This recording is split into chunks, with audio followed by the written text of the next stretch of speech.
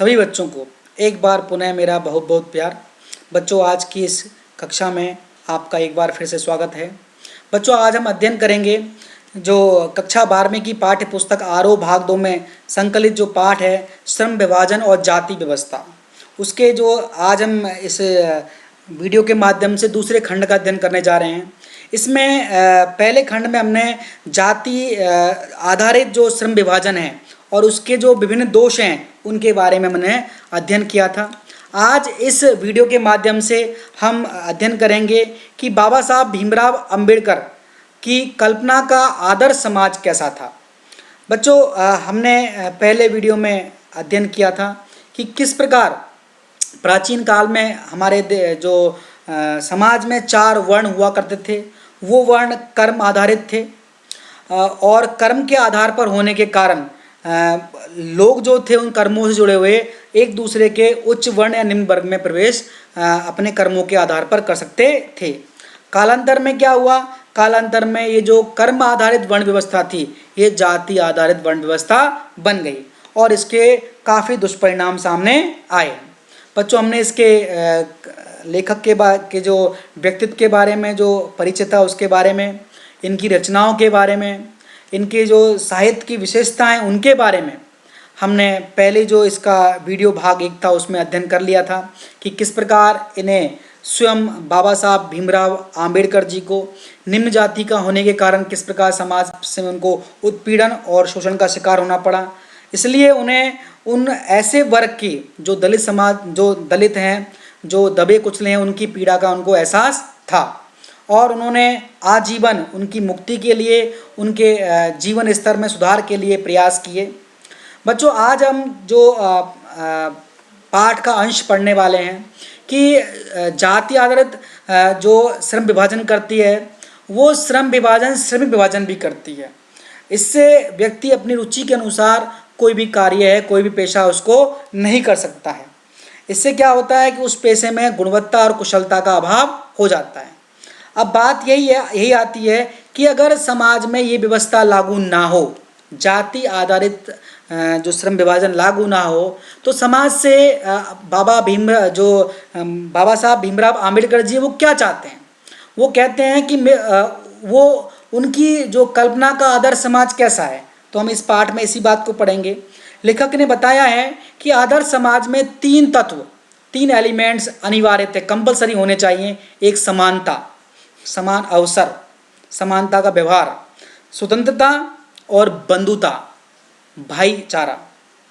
इनसे क्या होता है? इन 3 तत्वों से लोकतंत्र सामूहिक दिनचर्या की एक रीति तथा समाज के सम्मिलित अनुभवों के आदान प्रदान के प्रक्रिया के अर्थ तक पहुंच सकता है। समाज का मूल उद्देश्य और मूल भावना भी यही है कि यह लोगों के अनुभव एक दूसरे की आवश्यकताओं के वक्त आदान प्रदान करे। जिसके पास पैसा है वो पैसे का आदान प्रदान करे, जिसके पास शारीरिक शक्ति है वो शरीर का जो सेवा कार्य करके उसका आदान प्रदान करे। क्योंकि मनुष्य सामाजिक प्राणी है और समाज में रह करके उसे विभिन्न आवश्यकताओं के लिए एक दूसरे के निर्भर रहना पड़ता है। आज के जाति मजहब आधारित विषाक्त विषय युक्त आज समाज में जाति के आधार पर हिंदू, मुस्लिम, सिख और ईसाई के आधार पर उच्च वर्ग और निम्न वर्ग की जो विष फैला हुआ है, तो ऐसे समाज में जब इस प्रकार का माहौल बना हुआ है राजनीतिक रूप से भी और सामाजिक रूप से भी, तो ये पाठ बड़ा प्रासंगिक है और इसकी उपयोगिता और भी बढ़ जाती है। आप देखते हैं कि आज समाज में लोग एक दूसरे के खून के प्यासे हैं। वो अपने जाति के आधार पर उच्च वर्ग और निम्न वर्ग के आधार पर एक दूसरे को निम्न और उच्च वर्ग समझते हैं। राजनीतिक लोग भी अपनी राजनीतिक रोटियां सेकने के लिए इनका प्रयोग उनको यूज करते हैं। बच्चों, हमने इस प्राचीन काल में श्रम विभाजन के बारे में पहले वीडियो में अध्ययन किया था, किस प्रकार वो कार्य आधारित था और इसमें ऐसे लोग भी थे जो अन्य कर्म वर्ग थे। क्षत्रिय थे, उन्होंने ब्राह्मणों को कार्य किया, ब्राह्मण थे, उन्होंने क्षत्रियों को कार्य किया, शूद्र थे जिन्होंने महर्षि बन करके समाज में प्रसिद्धि प्राप्त की। अब बच्चों, इसमें अब लेखक इस प्रस्तुत पाठ में कहने का प्रयास करता है कि लेखक का जो आदर्श समाज है, लेखक का जो कल्पना में लेखक ने जो सोचा है उसमें स्वतंत्रता, समता और भ्रातृत्व की भावना, इस पर वो आधारित होगा। तीन चीज़ें रहेंगी, स्वतंत्रता, समता और भ्रातृत्व की भावना, भाईचारे की भावना। समाज में लिखा जाता है कि ऐसे समाज में इतनी गतिशीलता भी होनी चाहिए कि कोई भी परिवर्तन समाज में तुरंत प्रसारित हो जाए। उसमें इनका जो हृदय है वो इतना खुला होना चाहिए कि वो किसी परिवर्तन को स्वीकार करने के अवस्था में हो, और वो परिवर्तन आसानी से समाज में नजर आना चाहिए, उसको लोग स्वीकार करें। ऐसे समाज में बहुविधि हितों में सबका भाग होना चाहिए। ऐसे कार्य जो पब्लिक के लिए, पब्लिक की भलाई के लिए किए जाएं, उनमें सबका योगदान होना चाहिए, ताकि उन कार्यों में लोग अपने आप को अटैच्ड महसूस करें, और सबको सबकी रक्षा के लिए सजग रहना चाहिए। सबको एक दूसरे की सहायता करनी चाहिए, एक दूसरे की रक्षा करने का प्रयास करना चाहिए। और सबसे महत्वपूर्ण बात, सबको अबाध संपर्क के साधन व अवसर मिलने चाहिए। अबाध संपर्क, बिना किसी बाधा के संपर्क करना, उनके ऊपर जाति, धर्म, रंग, रूप, भाषा आदि का कोई बंधन नहीं होना चाहिए। लोगों को खुले रूप से एक दूसरे से संपर्क करने की आज़ादी होनी चाहिए। और वो लोग दूध में पानी के मिश्रण की तरह अगर मिल जाएं और इस प्रकार का माहौल का निर्माण हो जाए, इस प्रकार दूध में पानी मिल जाता है, पता भी नहीं चलता हमको कि दूध में कितना पानी मिला, कि दूध पानी को स्वीकार कर लेता है। तो इसी का नाम लोकतंत्र है, इसी का नाम डेमोक्रेसी है। लोकतंत्र मूलतः सामूहिक दिनचर्या की एक रीति और समाज के सम्मिलित अनुभवों के आदान प्रदान का नाम है। सामूहिक दिनचर्या एक व्यक्तिगत नहीं है, समाज की दिनचर्या कैसी है, और एक दूसरे की आवश्यकता के समय चीज़ों का, वस्तुओं का और अन्य संस्कारों का आदान प्रदान करने का नाम ही लोकतंत्र है। इसमें आवश्यक है कि जो समाज में रहने वाले लोग हैं, एक दूसरे के प्रति श्रद्धा और सम्मान की भावना रखें। अगर श्रद्धा सम्मान की भावना रहेगी तो एक दूसरे के कार्यों के प्रति, एक दूसरे के योगदान को भी हम समझेंगे, उसका सम्मान करेंगे। लेखक कहते हैं कि आज समाज में आवागमन, आने जाने के साधन, मीन्स ऑफ ट्रांसपोर्ट, जीवन और शारीरिक सुरक्षा की स्वाधीनता, कि लोग जीवन की सुरक्षा के लिए या शरीर की सुरक्षा के लिए जो भी कदम उठा रहे हैं उसकी आज़ादी, संपत्ति और जीविकोपार्जन अर्थात प्रोफेशन, जिस जीविका से, जिस प्रोफेशन से हम अपना और परिवार का पेट पालते हैं उसको बोलते हैं जीविकोपार्जन। तो उसके लिए हम जरूरी औजार और सामग्री रखने की अधिकार की स्वतंत्रता पर किसी को कोई आपत्ति नहीं है। ये हमको आज़ादी आसानी से प्राप्त हो रखी है और लोग इस पर आपत्ति नहीं करते। परंतु आपत्ति किस पे है? मनुष्य के सक्षम और प्रभावशाली प्रयोग की स्वतंत्रता देने के लिए लोग तैयार नहीं हैं। बड़े इंपॉर्टेंट लाइन है ये, मनुष्य के सक्षम और प्रभावशाली प्रयोग, कि मानव एक जो है ह्यूमन जो पावर है, उस ह्यूमन पावर का समाज के कल्याण के लिए, समाज की भलाई के लिए, उस मानव की क्षमता के अनुसार हम इफेक्टिव यूज करें उसका, तो उसके लिए उस बात की आज़ादी देने के लिए समाज तैयार नहीं है। ऐसा क्यों है? लेकिन सोचता है ऐसा क्यों है, जब हमको हर तरह की आज़ादी प्राप्त है तो हम इस बात की आज़ादी देने के लिए तैयार क्यों नहीं है? क्यों? क्योंकि इसके लिए हमको व्यवसाय की आज़ादी देने की आवश्यकता होगी, और इस स्वतंत्रता के अभाव में अगर उसको आज़ादी, अगर हमको उसको व्यवसाय चुनने की आज़ादी हमको देनी पड़ेगी उसको। लेकिन समाज के जो लोग ताकतवर लोग हैं, जिन्होंने और लोगों को पर प्रभाव जमाया हुआ, जिनकी समाज में इज्जत है, या जो समाज में लोगों को दबाने कुचलने का काम करते हैं, वो इस बात के घोर विरोधी हैं कि लोगों को व्यवसाय चुनने की आज़ादी दी जाए। अगर ऐसा हो गया तो लोग दासता से मुक्त हो जाएंगे, गुलामी से मुक्त हो जाएंगे, और अगर नहीं हुआ तो ऐसा समाज दासता में जकड़ा रहेगा। दासता, स्लेवरी, इसको इंग्लिश में बोलते हैं स्लेवरी। स्लेवरी जो है वो केवल कानूनी नहीं होती, कानून रूप से भी स्लेवरी होती है, लोग गुलाम बना लेते हैं, गुलामों को बेचते हैं, खरीदते हैं। लेकिन लेखक ने इसका दूसरा रूप भी देखा है। वे कहते हैं कि जहाँ कुछ लोगों को दूसरों द्वारा निर्धारित व्यवहार व कर्तव्यों का पालन करने के लिए विवश होना पड़ता है, वो भी स्लेवरी है। वो लेखक उसे सोशल स्लेवरी या सामाजिक दासता का नाम देते हैं, जहाँ कुछ लोगों को मजबूरी में, अपना मन मुताबिक नहीं, व्यवस्था में ऐसा कार्य करना पड़ता है जिसके उनकी इच्छा नहीं है, रुचि नहीं है, लेकिन मजबूरीवश उनको ये कार्य करना पड़ रहा है, तो वो भी एक दासता का ही एक रूप है। जैसे देखो इसमें हमने देखो यहाँ पे ये स्लेवरी है, यहाँ पे स्लेवों को गुलामों को बेचा जा रहा है और लोग खरीद रहे हैं। यहाँ पे अब इन बच्चों को इनकी क्या ये जो बच्चे कार्य कर रहे हैं तो क्या इनको काम करने की इनकी रुचि है? नहीं है, लेकिन इनके माता पिता की मजबूरी कर इनको काम करना पड़ रहा है। तो ये एक सामाजिक दास्ता है। और ये क्यों आई कि समाज में समानता नहीं है। इसी तरह ये लोग जो कार्य कर रहे हैं, मैला ढोना है, लोगों की सेवा कार्य है, अगर ये लोग इस कार्य को स्वेच्छा से कर रहे हैं तो ये कार्य है और कार्य कोई छोटा और बड़ा नहीं होता, व्यवसाय भी हो सकता है। लेकिन अगर इन कार्यों को मजबूरी में करना पड़े तब ये दास्ता हो जाती है, जो कि उचित नहीं है। लेखक आगे कहता है कि फ्रांस में जो क्रांति हुई थी उसके नारे में स्लोगन में भी समानता जो शब्द है, समता शब्द है, बहुत कंट्रोवर्शियल रहा था, विवादित रहा था। क्योंकि समानता जो वर्ड है, समता, उसके जो आलोचक कहते हैं कि सभी मनुष्य बराबर नहीं होते हैं। बिल्कुल नहीं होते, यह सत्य भी है। लेकिन ये सत्य होते हुए ये महत्व नहीं रखता है, क्योंकि समता असंभव होते हुए भी नियामक सिद्धांत है, रेगुलेटरी थ्योरी है। समानता के व्यवहार के कारण ही हम समाज में एक शांति की स्थापना कर सकते हैं। मनुष्य की क्षमता 3 बातों पर निर्भर करती है। एक, शारीरिक वंश परंपरा, कि उसने किस वंश में, किस खानदान में, किस कुल में जन्म लिया है।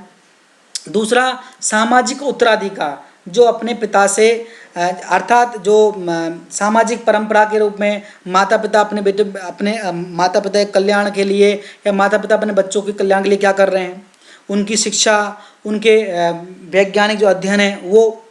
इसके बाद तीसरा आता है मनुष्य के अपने प्रयत्न। 3 तरीके से लोगों की क्षमता निर्भर करती है।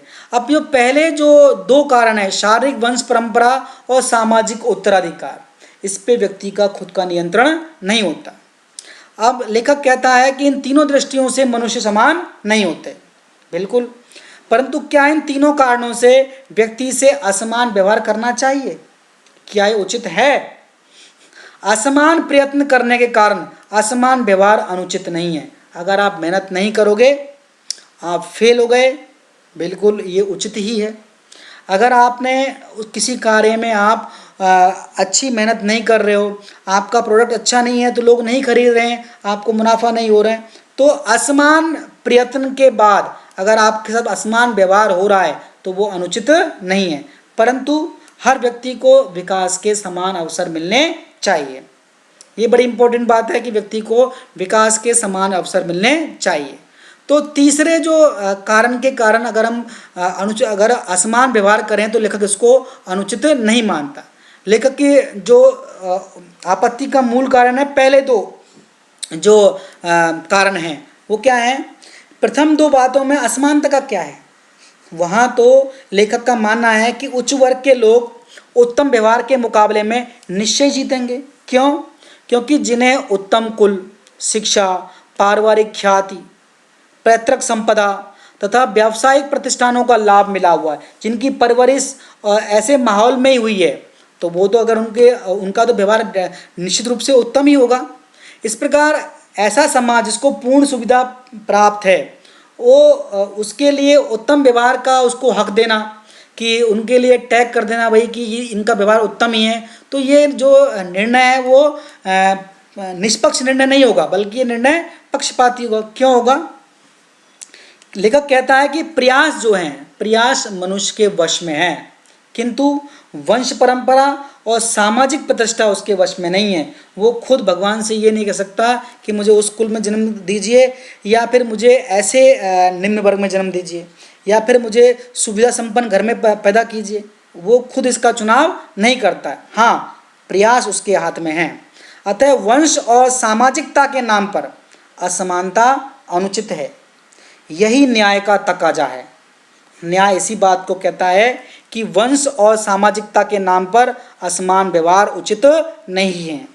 लेखक का मानना है कि समाज को अपने सदस्यों से अधिकतम उपयोगिता प्राप्त करने के लिए उनके साथ शुरू से ही समान व्यवहार करना चाहिए और उन्हें समान अवसर देने चाहिए।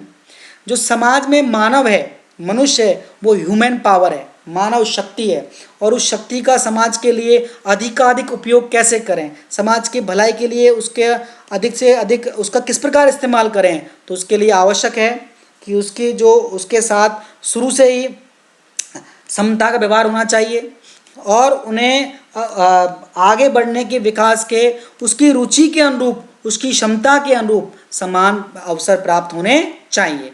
ये एक सभ्य समाज के लिए अति आवश्यक है। बच्चों, इसमें आखिरी स्लाइड के माध्यम से हम पढ़ते हैं कि एक राजनेता, पहले के ज़माने में राजा महाराजा जो थे वो राजनेता थे। आज के ज़माने में जो राजनेता हैं वही हमारे जो सुख समृद्धि के संबंध में फैसले लेते हैं। तो एक राजनेता को अनेक लोगों से मिलना होता है। उसके एमएलए हैं, उसका जो हल्का है बहुत बड़ा होता है, एमपी का हल्का जो है और भी बड़ा होता है, तो वहाँ उनको अनेक लोगों से मिलना होता है। और ये प्रैक्टिकल बात नहीं है कि उसके पास इतना वक्त हो कि वह अपने एरिया के हर व्यक्ति से मिल सके, उसकी व्यक्तिगत समस्याओं के बारे में, व्यक्तिगत क्षमताओं के बारे में, व्यक्तिगत रुचि के बारे में जान सके और उसकी भलाई के लिए कार्य कर सके। ये काल्पनिक रूप से सत्य हो सकता है, लेकिन ये जो प्रैक्टिकल रूप से संभव नहीं है। इसलिए लेखक जो ऐसे राजनेता को उनके साथ अलग व्यवहार करने का समय प्राप्त नहीं होता अपने एरिया के लोगों के साथ में, फिर उसे क्या करना पड़ता है, उसे व्यवहार सिद्धांत का, प्रैक्टिकल अप्रोच का सहारा लेना पड़ता है। वो क्या करता है कि सब मनुष्यों के साथ वो समान व्यवहार करने का प्रयास करता है और वह सबके साथ समान व्यवहार इसलिए करता है क्योंकि समाज में क्लासिफिकेशन और कैटेगराइजेशन ये उचित नहीं है। ये भी संभव नहीं है कि हम 5 लोगों को अच्छी सुविधाएं दें और 15 को नहीं दें। इसके लिए प्रैक्टिकल अप्रोच ये है कि सबके साथ कोई भी अगर स्कीम लागू करेंगे तो सबके लिए समानता के साथ में लागू करते हैं। तो लेखक मानता है कि समता एक काल्पनिक वस्तु है, कल्पना की वस्तु है। इसको हकीकत में उस स्तर तक नहीं पहुंचाया जा सकता जिसकी ये मांग करती है। फिर भी पॉलिटिशियंस के लिए यही एकमात्र उपाय है और ये रास्ता है लोगों का कल्याण करने के लिए, क्योंकि उनका एरिया बड़ा है, वो व्यक्तिगत रुचि के आधार पर लोगों की सहायता नहीं कर सकते हैं। बच्चों, हम बात करें ना फ्रांसीसी क्रांति की। फ्रांसीसी क्रांति थी जिसके कारण दुनिया में समानता और स्वतंत्रता की सीख ली। इसका सबसे बड़ी अप्रोच यही थी कि उन्होंने इसी की मांग की कि हमें समानता चाहिए, हमें टैक्सेस जो प्रणाली है उसमें जो उस समय का फ्रांसीसी समाज भी था वो काफ़ी कैटेगरी में डिवाइडेड था, तो वहाँ भी डिस्क्रिमिनेशन हो रहा था, तो उन्होंने सबसे पहले इसकी मांग को उठाया था। और बच्चों, ये न्याय की देवी है, तो न्याय का तकाजा भी यही है। क्या तकाजा न्याय का? कि लोगों को उनको योग्यता के अनुसार क्या नाम से उचित कार्य मिले और वंश और सामाजिकता के नाम पर लोगों के साथ में असमानता ना की जाए। बच्चों, हम कुछ प्रश्नों को लेते हैं। श्रम विभाजन और श्रमिक विभाजन में क्या अंतर है? श्रम विभाजन होता है कार्यों का बंटवारा, समाज की उन्नति के लिए, उस कार्य को विशेषीकृत बनाने के लिए, समाज के कार्य को आसान बनाने के लिए कार्य को हम बांट देते हैं। भाई ये कार्य तुम करोगे, इससे उस कार्य में कुशलता आती है और हमको काम करने में आसानी होती है। लेकिन श्रमिक विभाजन क्या है कि जो कार्य कर रहे हैं उन श्रमिकों पर उसके कार्य के आधार पर उसके साथ भेदभाव किया जाए, तो उसे हम श्रमिक विभाजन कहते हैं और ये उचित नहीं है। लेखक ने किन विशेषताओं को आदर्श समाज की धुरी माना है? धुरी मतलब मेन व्हील उसका। दो आदर्श समाज में क्या होना चाहिए? समता, स्वतंत्रता और भ्रातृत्व की भावना। ये 3 चीज़ें ये उस आदर्श समाज की धुरी हैं। समता होनी चाहिए, समानता का व्यवहार, आज़ादी होनी चाहिए लोगों में व्यवसाय चुनने की और भी अन्य कार्य करने की, अबाध संपर्क की, और सबसे इम्पोर्टेंट चीज़ भ्रातृत्व की भावना होनी चाहिए। भाईचारा, बंधुता होना चाहिए, लोग एक दूसरे के प्रति श्रद्धा और सम्मान की भावना रखें। दासता के 2 लक्षण स्पष्ट कीजिए। एक दासता होती है जब लोग किसी व्यक्ति को खरीद लेते हैं, उनके साथ मन मुताबिक व्यवहार करते हैं, उनको गुलामों की संज्ञा दी जाती है, उनको बेचते हैं, खरीदते हैं, उनके साथ दुर्व्यवहार करते हैं। दूसरा जो दासता का लक्षण है वो सामाजिक दासता है। इसमें व्यक्ति को अपने रुचि ना होने के बावजूद भी लोगों के द्वारा निर्धारित कार्य को मजबूरी में करना पड़ रहा है, तो ये भी सामाजिक, ये दास्ता का ही रूप है, जिसे सामाजिक दास्ता कहते हैं। लेखक किस असमान व्यवहार को अनुचित नहीं मानता? किस अनुचित नहीं मानता, किसे नहीं मानता? कि अगर आप असमान प्रयत्न कर रहे हैं और असमान प्रयत्न करने पर आपके साथ असमान व्यवहार हो रहा है, तो उसे वो अनुचित नहीं है, उचित ही है। न्याय का तकाजा क्या है? न्याय की मांग क्या है? न्याय की मांग है कि व्यक्ति को वंश परंपरा के आधार पर या सामाजिक प्रतिष्ठा के आधार पर उसके साथ असमान व्यवहार नहीं करना चाहिए। हाँ, उसके प्रयासों के आधार पर आप उसके साथ में असमान व्यवहार कर सकते हैं, लेकिन इन दो चीज़ों के आधार पर, जो है वंश परंपरा और सामाजिक प्रतिष्ठा के आधार पर, उसके साथ असमान व्यवहार करना नहीं चाहिए, क्योंकि ये दोनों चीज़ें व्यक्ति के हाथ में नहीं हैं, ये दैवीय चीज़ें हैं, विधाता के द्वारा दी गई चीज़ें हैं। समाज अपने सदस्यों से अधिकतम उपयोगिता कैसे प्राप्त कर सकता है? कैसे? कि जब समाज उस मानव शक्ति के साथ में शुरू से ही ऐसा व्यवहार करे कि उसके साथ समानतक व्यवहार हो, उसकी रुचि, योग्यता और दक्षता के आधार पर उसको शुरू से ही ऐसे कार्यों को चुनने की आज़ादी हो जिसमें इसकी दक्षता हो, योग्यता हो और उसकी रुचि हो, और उसको समाज में विकास के समान अवसर प्रदान करें, तो ऐसे करके हम उस व्यक्ति का समाज के हित में अच्छे से उपयोग कर सकते हैं। बच्चों, उम्मीद है आपको इस वीडियो के माध्यम से और इससे पहले जो वीडियो मैंने भाग 1 था उस दोनों के माध्यम से ये पूरा पाठ आपके समझ में आ गया होगा। इस पाठ की मूल भावना, इसके प्रश्नोत्तर आपको समझ में आ गए होंगे। बच्चों, ये पाठ आपको कैसा लगा, ये वीडियो कैसा लगा, आप मुझे कमेंट बॉक्स में लिखकर ज़रूर बताइएगा। बच्चों, इस वीडियो को देखने के लिए आपका बहुत बहुत धन्यवाद। बहुत बहुत